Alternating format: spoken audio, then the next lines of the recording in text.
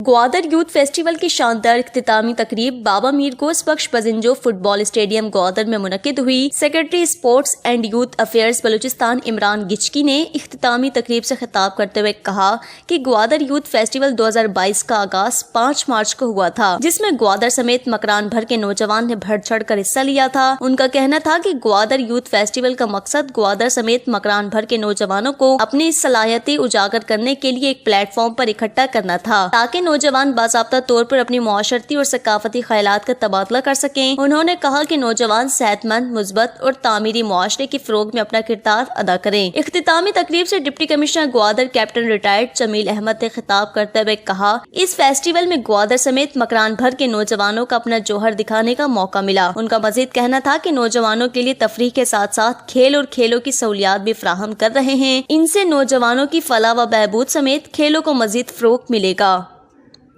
وش news Gwadar.